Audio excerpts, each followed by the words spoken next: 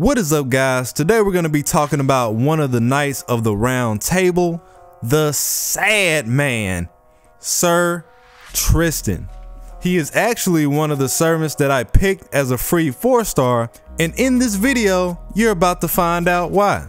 Just like other myths, Tristan's background is one that's evolved in a number of ways from different authors over the years, his counterpart taking most of his influence from Gottfried Strasbourg.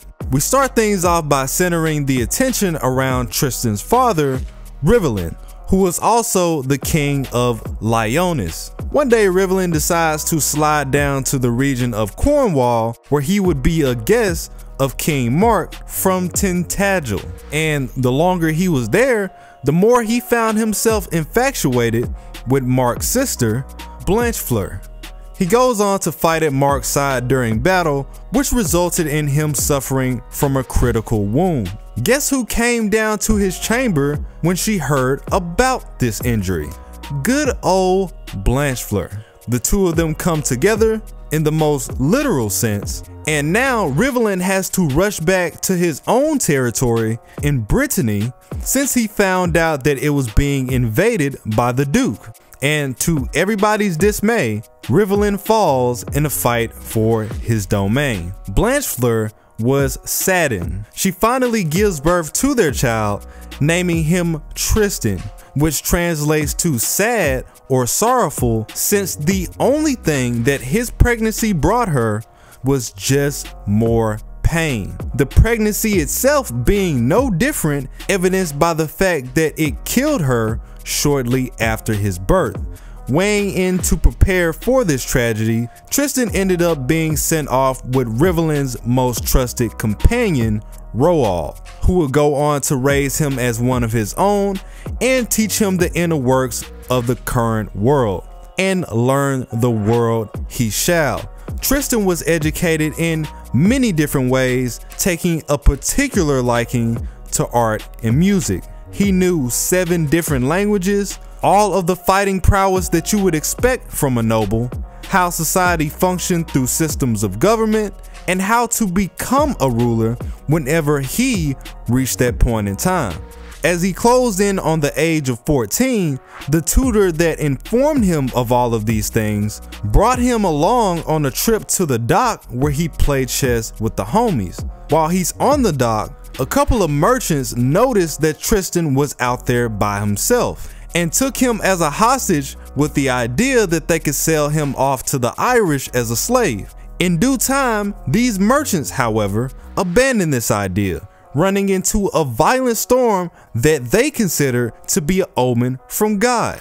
We don't need it. Get that kid off the boat right now. And there he was, abandoned on a random shore where he had no idea of his whereabouts. He begins to roam until he reaches the region of Tintagel, where his uncle, King Mark, was located.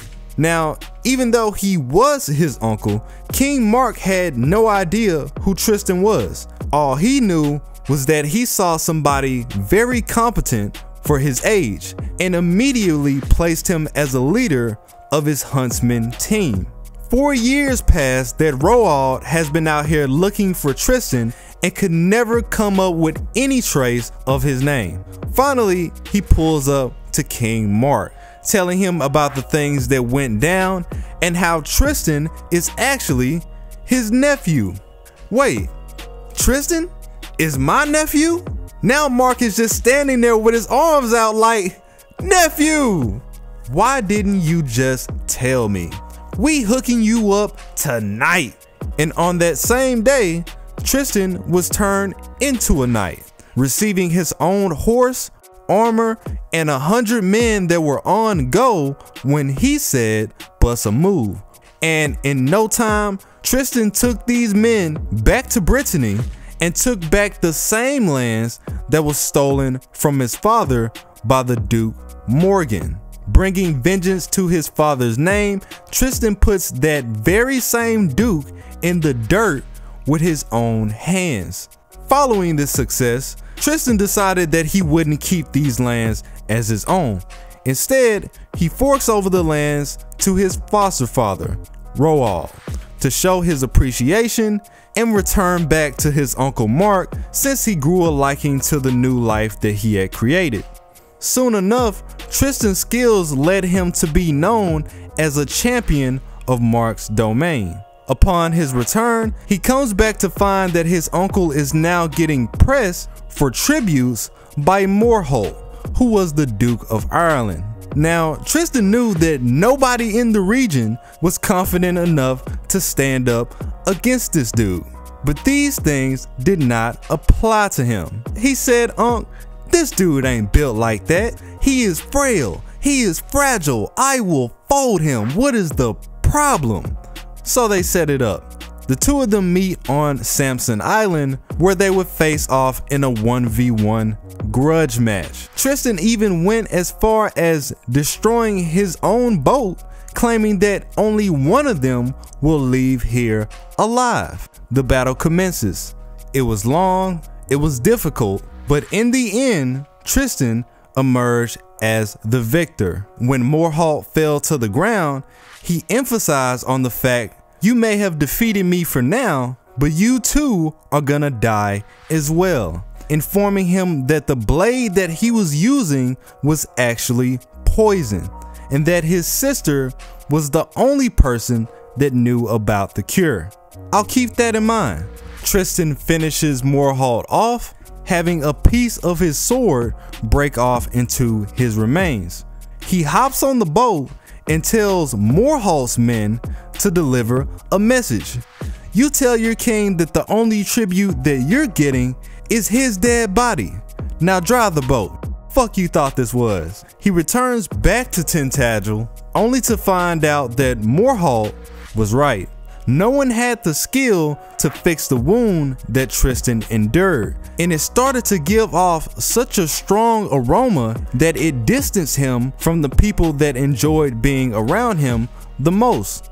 He decides to take a chance. He journeys over to Ireland in search of Morholt's sister, Princess Isolde, in hope that some way she would come up with his cure. Using a false identity, Tristan sneaks into the country as a musician by the name of Tantris. As I mentioned before, Tristan was really into music, and he was extremely skilled at playing the harp. His songs were so beautiful that Princess Isolde decided to heal his wounds once she found out that he had been harmed. He continues to spend time with Isolde, teaching her to play the instrument as well, and return back to Mark's kingdom good as new. Now, with all of his success, it's only natural that Tristan built up a couple of haters along the way. Namely, 3 nobles that were bent on making sure that he wasn't the one that took Mark's throne. Although they began to suggest to Mark that he should consider a different heir, he knew that these guys were up to no good and would only consider marriage from the finest woman around. The nobleman reiterated this idea, saying that Tristan should go out to Ireland and win Princess Isolde for him. Knowing about the situation with Morholt, these men knew that Ireland was out for Tristan's head, and the only reason that they made the suggestion was in hopes that he would get killed in the process. Nonetheless, Tristan, having big love for his uncle, agreed to the circumstances anyway. And as it turns out, the last time that he left Ireland, a dragon was able to invade their lands. The reward for him taking down this monstrosity would be Princess Isolde's hand in marriage. Tristan began to set out for the dragon's lair, and single-handedly he takes down the same dragon that caused everybody else in Ireland so much trouble. He further goes on to cut off the dragon's tongue, and he reveals the tongue to the king to show that he was the true assailant. But his reveal came at a high price. Since Isolde was the one that tended to his wounds from the battle with the dragon, she soon discovered the notch missing from Tristan's blade looked very similar to the notch that they found in Morholt's head. The jig is up. Tristan has now been exposed. Luckily for him, his negotiation skills were up to par. He revealed that he came on his uncle's behalf, and the king agreed to pardon his situation so long as Princess Isolde married his uncle for sure. Now, the queen knew that her daughter would want no part in this relationship, so she prepares a love potion. That way, Isolde would fall in line no matter how she felt about the situation. Just trifling. As Tristan makes his way back to Tintagel with Isolde, he conveniently becomes parched and decides to throw back the love potion unbeknownst to him. He also shares the potion with Isolde as well. Man, this wine is really hidden. Yeah, that's not wine. You said this isn't what? Her maid then goes on to tell Tristan that it was a love potion and that now they couldn't resist its power no matter how hard they try.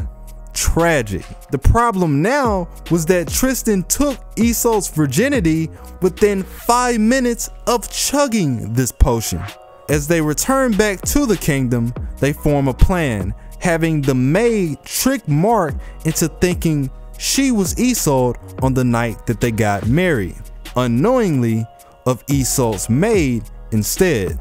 Time goes on, and a lot of people started to become a little suspicious of Tristan's relationship with Isolde. This began to give birth to several scenarios from different authors on how people would end up proving their guilt. The most notable being a scenario involving the same 3 noblemen that tried to set Tristan up in the first place. Just don't know when to quit, huh? This time around, one of the nobles sprinkled some flour on the floor as everybody turned in for slumber. That way, if Tristan tried to pull something slick during the night, they would know that he was the one that did it. So Tristan wakes up in the middle of the night. He leans over and sees the flour on the floor. Y'all must take me for some type of sucker.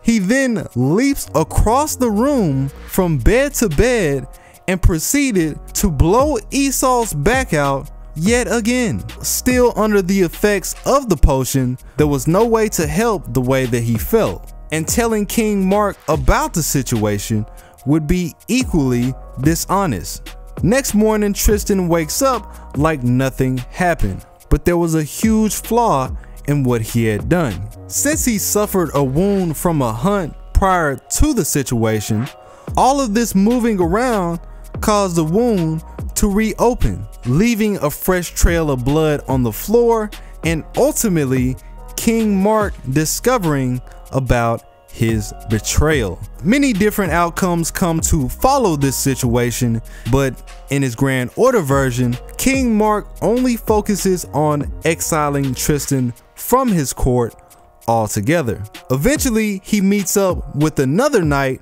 who agreed to a scheduled one-on-one battle. The two of them duked it out for more than 2 hours, giving each other the same amount of wounds and showing an equal amount of strength. Finally, Tristan had to wonder, wait, hold up, who is this dude? Cause he's kinda nice.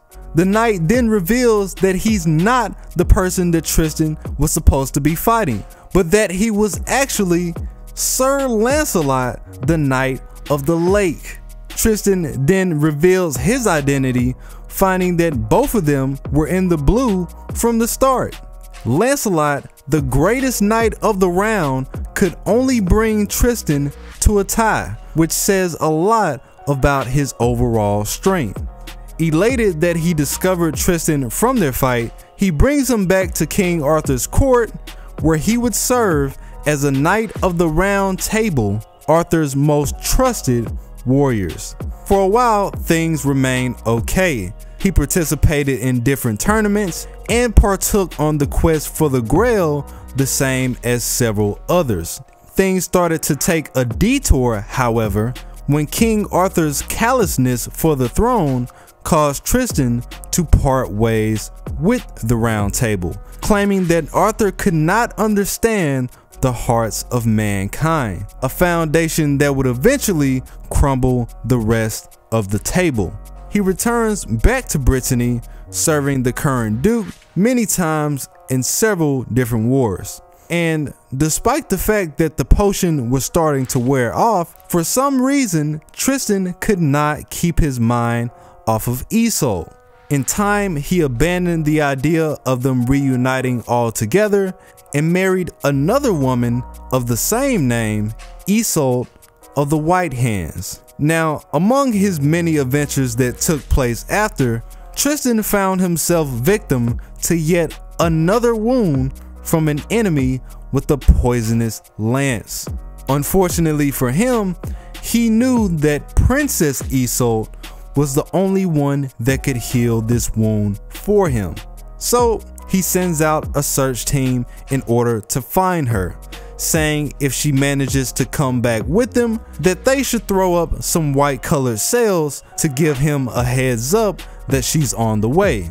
At this point, Tristan's wife is really tired of hearing about Princess Isolde, to the point where her hatred and her envy started to consume her. When his men were on the way back and they were riding with the white sails as he requested, his wife lied about the situation and told him that the sails were black. In that moment, Tristan gave up the only hope that he had left, passing away before the team could finally arrive. Once Isolde pulls up to the boat, she is filled with so much grief that she too dies from shock right by Tristan's side. His story would then go on to inspire several others, such as the romance between Lancelot and Guinevere. Let me know what you guys think. Like the video if you enjoyed it. Shout out to all the patrons, and I will be back with more Tight Moon content. It is your boy Tsiah. I'm out.